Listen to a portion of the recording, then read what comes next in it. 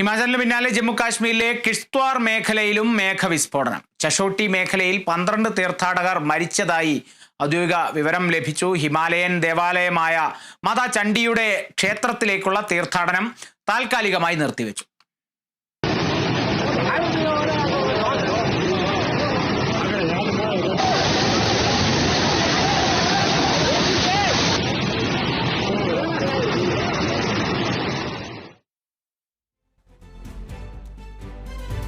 വിവരങ്ങളുമായി ഫൈസൽ അസീസ് ചേരുന്നു. ഫൈസൽ, എന്താണ് അവിടെ നിലവിലെ സാഹചര്യം, മരണസംഖ്യ, അതോടൊപ്പം തന്നെ അവിടെ നടക്കുന്ന രക്ഷാപ്രവർത്തനങ്ങൾ, കൂടുതൽ വിശദാംശങ്ങൾ പറയും.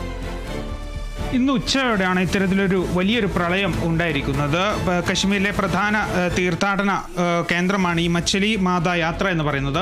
അത് ആരംഭിക്കുന്ന സ്ഥലമാണ് ഈ ചഷോട്ടി. ഈ ചഷോട്ടി അതുകൊണ്ട് തന്നെ പ്രധാനമായും മരണപ്പെട്ടത് തീർത്ഥാടകരാണെന്നാണ് നമുക്ക് വ്യക്തമാകുന്നത്. ഏകദേശം 12ഓളം പേർ ഇപ്പോൾ മരണപ്പെട്ടു എന്നാണ് ഔദ്യോഗികമായ വിവരങ്ങൾ ലഭിക്കുന്നത്. NDRFിൻ്റെയും SDRFിൻ്റെയും ഒപ്പം തന്നെ ഈ ലോക്കലായിട്ടുള്ള ദ്രുതകർമ്മ സേനയുടെയൊക്കെ നേതൃത്വത്തിലുള്ള രക്ഷാപ്രവർത്തനം ഇപ്പോൾ പുരോഗമിച്ചുകൊണ്ടിരിക്കുകയാണ്. ഞാൻ നേരത്തെ സൂചിപ്പിച്ച പോലെ 12 പേരോളം മരണപ്പെട്ടു, നിരവധി പേർ ചികിത്സയിലാണ്, നിരവധി പേരെ കാണാതായിട്ടുണ്ട് എന്നൊക്കെയാണ് നമുക്ക് ഏറ്റവും ഒടുവിൽ ലഭിക്കുന്ന വിവരം എന്ന് പറയുന്നത്. ഞാൻ നേരത്തെ സൂചിപ്പിച്ചതുപോലെ തന്നെ ഈ ചഷൗട്ടി മേഖല എന്ന് പറയുന്നത് ഒരു പ്രധാനപ്പെട്ട തീർത്ഥാടന കേന്ദ്രമാണ്. അവിടേക്ക് എത്തിയ തീർത്ഥാടകരാണ്, ഇന്ത്യയുടെ നാനാഭാഗത്ത് നിന്ന് എത്തുന്ന തീർത്ഥാടകർ അവിടെയുണ്ട്. അപ്പോൾ അവിടേക്ക് എത്തിയ തീർത്ഥാടകരാണ് ഇപ്പോൾ മരണപ്പെട്ടിരിക്കുന്നത്. 12 പേരോളമാണ് ഇപ്പോൾ മരണപ്പെട്ടിരിക്കുന്നത്. ഈ ഒരു അന്നാണ് നമുക്ക് ഔദ്യോഗികമായി ലഭിക്കുന്ന വിവരങ്ങൾ എന്ന് പറയുന്നത്. ഒപ്പം തന്നെ ഈ ഒരു പ്രളയത്തിൻ്റെ സാഹചര്യത്തിൽ ഈ ഒരു തീർത്ഥാടനം ഇപ്പോൾ താൽക്കാലികമായി നിർത്തിവെച്ചിരിക്കുകയാണ്. വലിയ പ്രളയമാണ്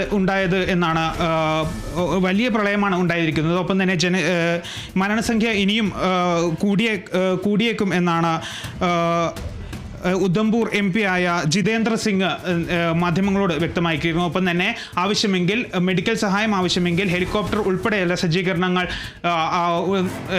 ഉൾപ്പെടുത്തും എന്ന് തന്നെയാണ് അദ്ദേഹം വ്യക്തമാക്കുന്നത്. ഒപ്പം തന്നെ ഈ മരണപ്പെട്ടവർക്ക് അനുശോചനവുമായി ജമ്മുകശ്മീർ ഗവർണറും രംഗത്തെത്തിയിട്ടുണ്ട്. അദ്ദേഹം മനോജ് കുമാർ സിൻഹയാണ് മരണപ്പെട്ടവർക്ക് ആദരാഞ്ജലികൾ അർപ്പിച്ചുകൊണ്ട് ഒരു അനുശോചന കുറിപ്പൊക്കെ ഇറക്കുന്നത്. NDRF SDRF ഉൾപ്പെടെ ആർമി ഉൾപ്പെടെയുള്ള സംഘം ഇപ്പോൾ സ്ഥലത്ത് പരിശോധന നടത്തുകയാണ്. രക്ഷാപ്രവർത്തനം പുരോഗമിച്ചുകൊണ്ടിരിക്കുകയാണ്. ആവശ്യമെങ്കിൽ നേരത്തെ MP പറഞ്ഞതുപോലെ ആവശ്യമെങ്കിൽ വൈദ്യസഹായം ഉൾപ്പെടെയുള്ള കാര്യങ്ങൾ എത്തിക്കും. അതിന് ഹെലികോപ്റ്റർ ഉൾപ്പെടെ സജ്ജമാണെന്നാണ് അദ്ദേഹം പറഞ്ഞത്. ഏതായാലും ഇനിയും മരണസംഖ്യ ഉയരാൻ കാരണമാകും എന്ന് തന്നെയാണ് നമുക്ക് ഏറ്റവും ഒടുവിൽ വ്യക്തമാകുന്ന വിവരം.